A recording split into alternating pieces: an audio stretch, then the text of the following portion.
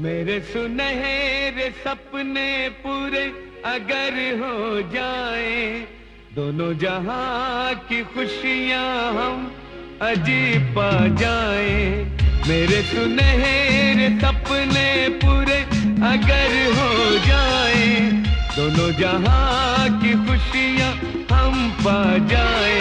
मेरे सपने मामा सुनहरे सपने, मेरे सपने, मेरे सुनहरे सपने, सुनहरे सपने, सुनहरे सपने। माना जहां में नहीं सब कुछ है मिलता, फिर भी है यारों मेरे दिल को भरोसा।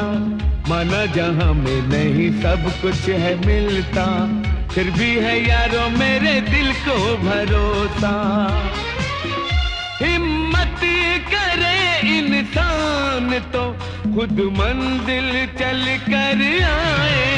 मेरे सुनहरे सपने पूरे अगर हो जाए, दोनों जहां की खुशियां हम अजीब पा जाए। मेरे सपने मामा सुनहरे सपने, मेरे सपने, मेरे सुनहरे सपने, सुनहरे सपने, सुनहरे सपने।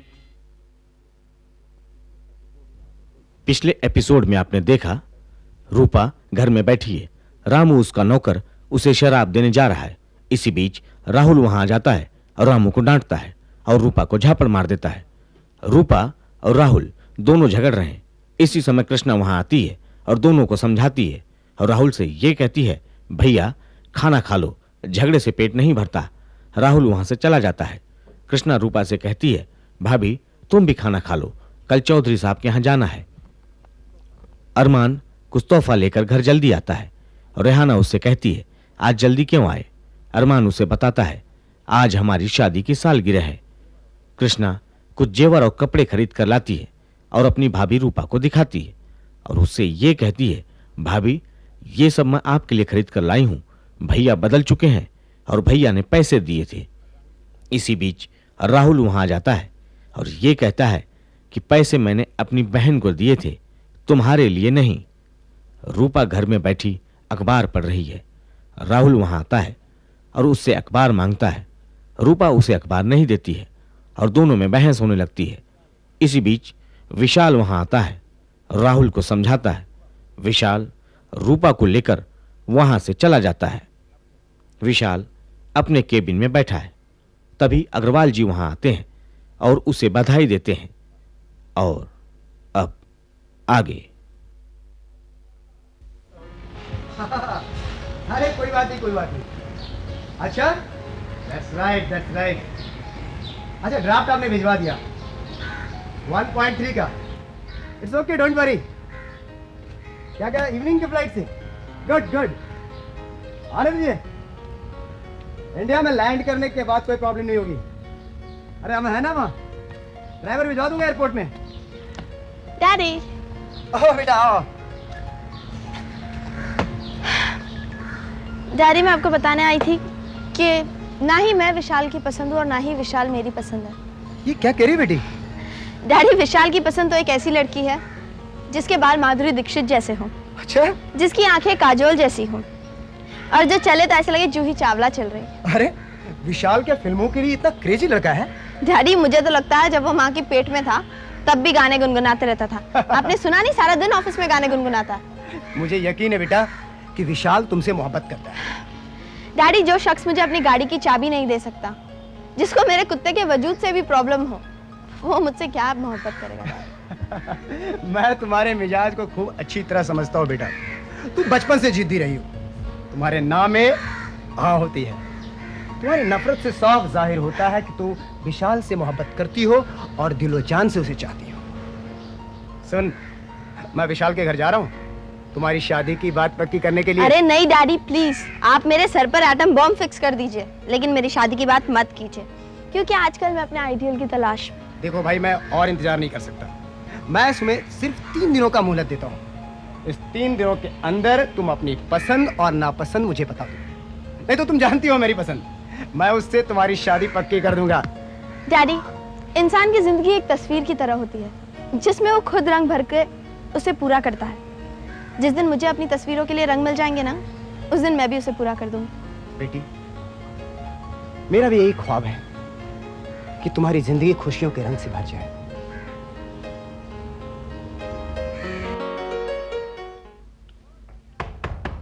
ओ धनीराम जी। क्यों जी, यहाँ क्यों आए हो और इतनी जोर जोर से दरवाजा क्यों पीट रहे हो? तुम्हें पता नहीं वो घर पे नहीं है? कमाल है, घंटी बजाता हूँ तो कहती हैं कि बिजली का बिल ज्यादा आता है। अब आप ही बताओ मैं क्या करूँ? अच्छा, तो तुम यहाँ किस लिए आए हो और क्यों आए हो? आपको क्यों बताऊँ? मैं तो धनीराम जी के लिए आया हूँ यहाँ। वो तो वसूली करने गए हैं। मैं भी तो यहाँ वसूली करने के लिए आया हूँ। अच्छा, तो तुम पुरुषोत्तम जी के यहाँ से आए हो? हाँ जी, हम पुरुषोत्तम जी के यहाँ से आए हैं। तो ये कहो ना कि चंदा मांगने आए हो हमारे घर। बात तो एक ही हुआ ना। अच्छा, जरा अपने जूते तो दिखाना। जूते क्यों दिखाऊं? मैं तो चंदा वसूली करने के लिए आपके पास आया हूँ। आप तो अच्छा मजाक कर लेती हैं। मैं कोई मजाक वजाक नहीं कर रही हूँ। मैं अपने धनीराम जी को अच्छी तरह जानती हूँ। तुम्हें एक फुटी कौड़ी भी नहीं मिलेगा। आप भूल कर रही हैं, मैं तो पुरुषोत्तम जी का आदमी हूँ। मैं भूल नहीं कर रही हूँ मियाँ, भूल तुम कर रहे हो। मैं अपने पतिदेव को अच्छी तरह जानती हूँ। तुम देखना, तुम्हें एक पैसा नहीं मिलेगा। ठीक है ठीक है, मैं अपने आदमियों को लेकर आता हूँ। आपके यहाँ से सारे फर्नीचर, कुर्सियाँ, सारा सामान लेकर चला जाता हूँ। अरे ये सामान लेके तुम क्या करोगे? इनका मोल तो कबाड़ियों के भाव भी नहीं मिलता। अच्छा, मैं चलता हूँ। जय सीताराम जी की। जय धनीराम जी की। ए रूपा, चल चाय बना के ला। जाओ, मैंने बनाने वाली चाय। जाना, तेरा भाई बोल रहा तो बना देना। मैंने बना दी। छोटी छोटी बातों के लिए लड़ते हो तुम लोग। माँ, ये ऐसे ही करती है। वहां पर भी ना, जब राहुल कुछ कहता होगा ना, मैं नहीं करूंगी, मैं ये नहीं करूंगी, हमें। माँ, ये राहुल के सामने ना बदल जाता है, जरा समझाओ इसे। अरे बेटा, राहुल से झगड़ा मत करो। औरत ही घर को स्वर्ग बनाती है और औरत ही उस घर को उजाड़ देती है। राहुल से समझौता क्यों नहीं कर लेती? बदल जाते हैं माँ। इसने मालूम है, वहां पे कुछ भी राहुल कुछ कहता है ना, उसका ये उल्टा करती है। तो मैंने सिर्फ जीजा से इतना कहा कि तुम जीजा परेशान मत हो, हम लोग इसको समझाएंगे। क्या गलत कहा मैंने इससे? सही तो कहा। क्या सही कहा? क्या सही कहा? हाथ हाथ ऐसे क्या कर, इसका झगड़ा करना ना इसकी आदत है। नहीं बेटा, अरे क्या कर रहे हो? मतलब बच्चों की तरह झगड़ा करते हो तुम लोग। सर आप यहाँ क्यों है विशाल? क्या मैं नहीं आ सकता क्या? क्या ये मेरा घर नहीं है? नहीं सर, कैसी बातें कर रहे हैं सर आप? माँ, ये हमारी कंपनी के मालिक हैं मिस्टर अग्रवाल। अच्छा अच्छा, नमस्ते बहन जी। सर मेरी माँ और मेरी सिस्टर रूपा। नमस्ते। सर बैठिए ना प्लीज। प्लीज। बहन जी, मैं बहुत दिनों से एक ख्वाब देख रहा था। आज मैं उस ख्वाब को पूरा करने के लिए आपके पास आया हूँ। आपका ख्वाब जरूर पूरा होगा। बताइए, मैं आपके लिए क्या कर सकती हूँ? बहन जी, हर कोई चाहता है कि अच्छे घरों में रिश्ता करें। मेरी एक बेटी है नेहा, जिसे मैं बड़े लाड प्यार से पाला। बेचारी की बचपन में माँ गुजर जाने से थोड़ी बिगड़ सी गई। अगर उसकी जिंदगी में विशाल जैसा जीवन साथी मिल जाए तो बेचारी की जिंदगी सुधर जाएगी। अब देखिए, इस बारे में मैं क्या कह सकती हूँ। अब अपनी बेटी का रिश्ता लाए, मैं तो बहुत खुश हूँ इस बात से। अब आखिरी फैसला तो विशाल का ही होगा। आप क्यों ना विशाल से ही पूछ लें? क्यों विशाल? सर मुझे लगता है यहाँ आने से पहले आपने नेहा से बात नहीं करी है इस बारे में। अगर आप बात कर लेते तो शायद आप यहाँ नहीं आते। विशाल, मैं नेहा का डैडी हूँ। उसकी पसंद नापसंद, उसकी मर्जी सब मैं समझता हूँ। तुम अपनी मर्जी मुझे बता दो।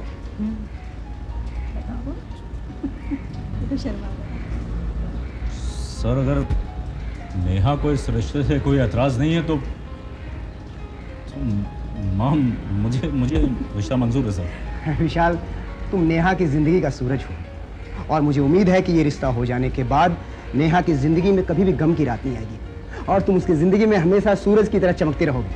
अग्रवाल साहब, उगते हुए सूरज को तो सभी सलाम करते हैं। आपने मुझ गरीब घर के चिराग को सूरज कहा, यह आपका बड़प्पन है।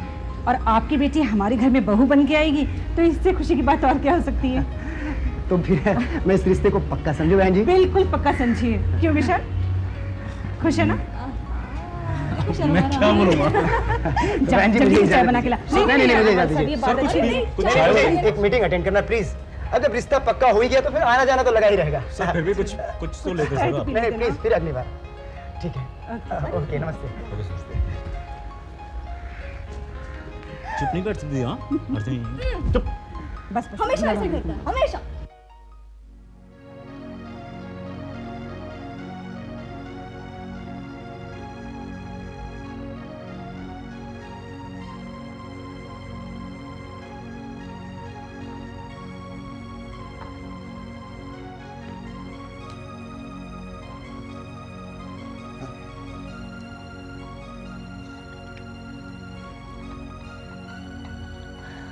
डैडी,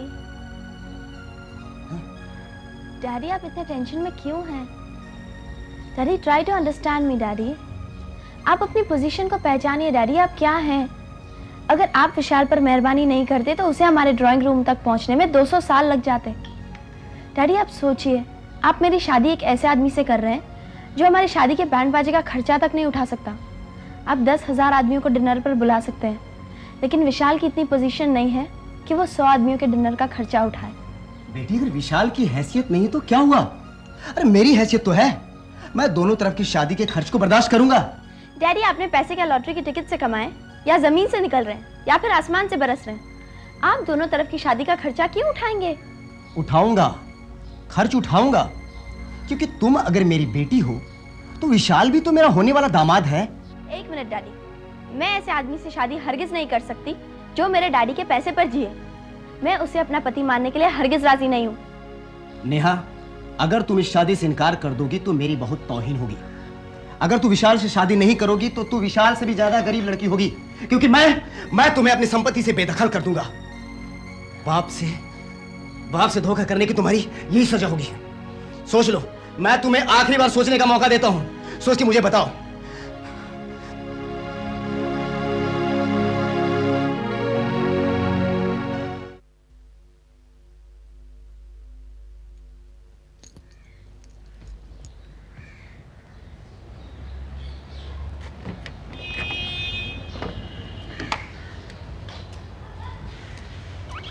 अरे आंटी जी, आप कहिए कैसे आना हुआ? बेटी, मैं तुमसे इंसाफ मांगने आई हूँ। इंसाफ मुझसे? हाँ, जिसमें ये दुनिया कायम है। बड़ों से छोटों का मोहब्बत, छोटे से बड़ों के लिए अदब, वादे की पाबंदी। कहिए आंटी जी, मुझसे क्या भूल हो गई? मैं आपको कैसे इंसाफ दे सकती हूँ?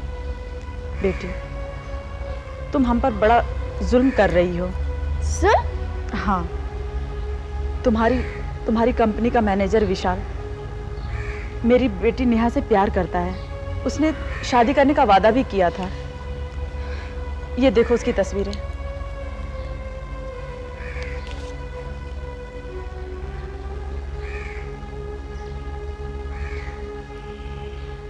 ऐसी तस्वीरें तो सिर्फ मियाँ बीवी खिंचवा सकते हैं। हाँ बेटी, मैं भी तुमसे यही कहने आई हूँ कि विशाल बदल गया है। जब से तुम्हारे बाप ने उसके सामने तिजोरी का मुंह खोल दिया है, वो बिल्कुल बदल गया है। मेरी बेटी से शादी करने को भी इनकार कर रहा है। बेटी, तुम तो बड़े घराने की लड़की हो, तुम्हारी शादी कहीं भी हो सकती है, और हम गरीब लोग हैं। मेरी तो बस एक ही बेटी है, मैं उसकी खुशी इस तरह छीन होते नहीं देख सकती। क्या अगर तुम कुछ करना चाहती हो तो मुझे एक जहर की शीशी दे दो, ताकि मैं अपनी बेटी को खिला करके मार दूं और तुम्हारी डोली निकले। नहीं आंटी, ऐसा हरगिज नहीं होगा। आपके साथ सच्चा इंसाफ होगा। मैं ऐसे आदमी से हरगिज शादी नहीं कर सकती जो एक लड़की की जान ले। आखिर मैं भी लड़की हूँ। मुझे ऐसा कोई हक नहीं है कि मैं किसी और लड़की का गला घोट के उसे मार डालूं। मैं जानती हूँ आंटी, चंदा आपकी सौतेली बेटी है, लेकिन आपने जितना प्यार चंदा को दिया है उतना तो सिर्फ एक सच्ची माँ ही दे सकती है। आप बिल्कुल फिक्र मत कीजिए आंटी जी, मेरे होते से तो ऐसा कुछ भी नहीं होता। बेटी, मुझे तुमसे यही उम्मीद थी। तुमने मेरे दिल का बोझ हल्का कर दिया। खुश रहो बेटी, तुम खुश रहो। अच्छा, तुम ये रख लो, तुम्हारे काम आएगा। हाँ, मुझे भी डैडी को दिखाना पड़ेगा।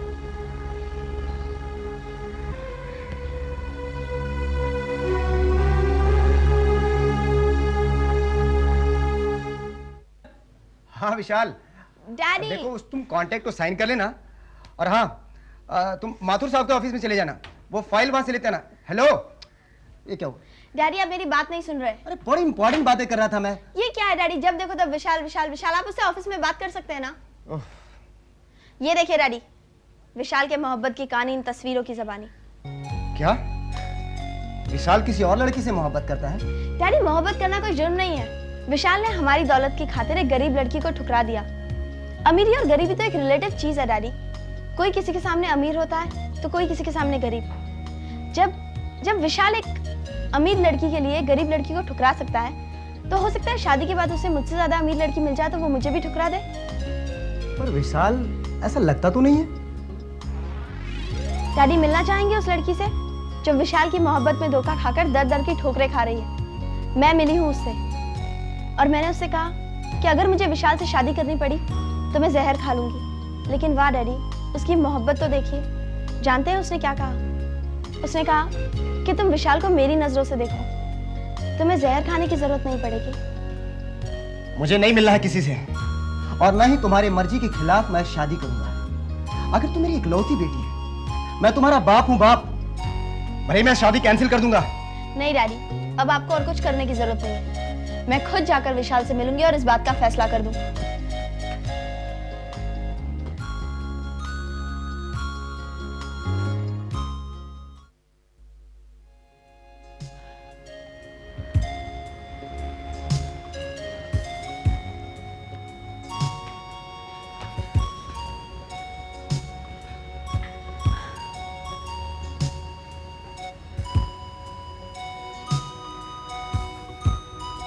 आइए मिस्टर विशाल।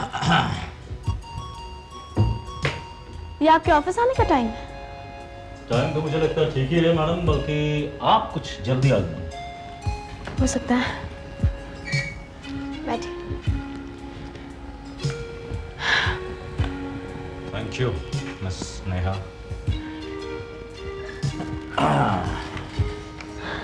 एक बात समझ नहीं आई मिस्टर, मुझ जैसी बिगड़ी हुई लड़की जिसे आप गाड़ी की चाबी भी देना पसंद नहीं करते, मुझसे आप शादी करने को कैसे राजी हो गए? क्या है मिस नेहा कि अगर डॉक्टर लिख दे तो इंसान को कभी कभी कड़वी दवा भी पीनी पड़ती है। तो क्या मैं तुम्हें कड़वी दवा लगती हूँ? दवा है या नहीं है ये तो नहीं मालूम मुझे मिस नेहा, लेकिन कड़वी जरूर है, जहर की तरह कड़वी। मिस्टर विशाल, तो फिर आप ये जहर क्यों पी रहे हैं? आपके पिताजी की मैं बहुत इज्जत करता हूँ मिस नेहा, वो मेरे मालिक भी हैं। वो खुद मेरे घर पैगाम लेकर आए थे। मेरे माँ बाप से बात करी तो उन्होंने कबूल कर ली और मुझे भी कबूल करना पड़ा। एक बात बताइए मिस्टर विशाल, इससे पहले क्या आपने किसी से मोहब्बत की है? नफरत तो मैंने आपसे की है मिस नेहा, लेकिन अब तक मोहब्बत किसी से नहीं की। क्यों?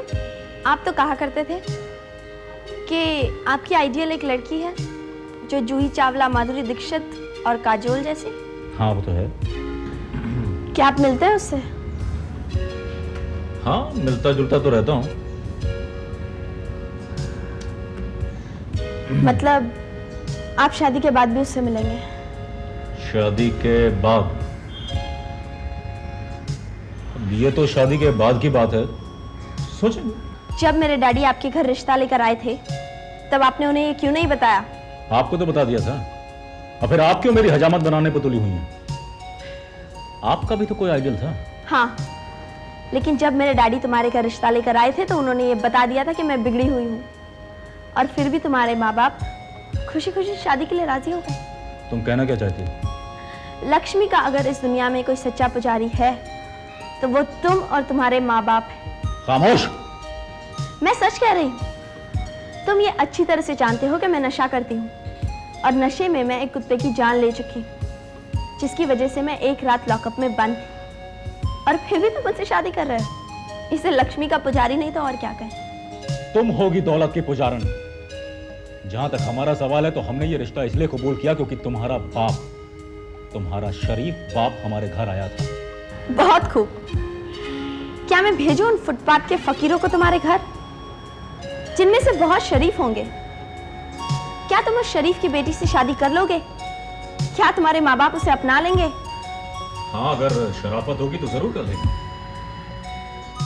तुम्हारी हैसियत भी हमारे सामने एक फकीर जैसी है, लेकिन अफसोस तुम में शराफत नहीं है।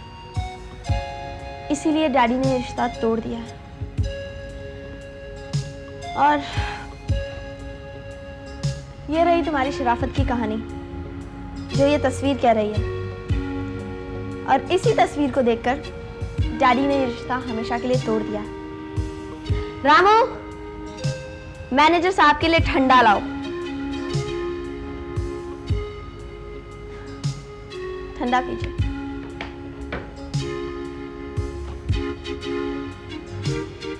और सच सच बताइए कि इससे पहले आप कितनी लड़कियों को अपने दिल की धड़कन सुना चुके हैं। ये तो एक थी जो खुदकुशी कर रही थी। पता नहीं मेरी शादी के दिन और कितनी अर्थियां निकलती। सलील लड़की,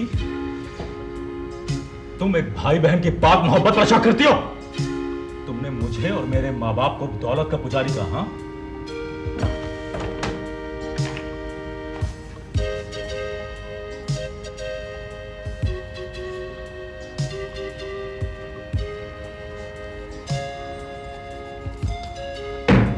ये रहा मेरा रेजिग्नेशन लेटर। मुझे नहीं चाहिए ऐसी नौकरी और ऐसी छोकरी। बददिमाग, बदतमीज, तमीज है को तुम। जिंदगी दिन है चार, यार हंस के गुजार, चाहे गम हो खुशी मुस्कुरा मेरे यार। मेरे सपनों की दुनिया जिंदगी ले सवार, चट्टान से इस जीवन को एक नई दिशा दिखलाए। मेरे सुनहरे सपने पूरे अगर हो जाए, दोनों जहां की खुशियां हम अजीब पा जाए। मेरे सपने मामा सुनहरे सपने, मेरे सपने, मेरे सुनहरे सपने, सुनहरे सपने, सुनहरे सपने।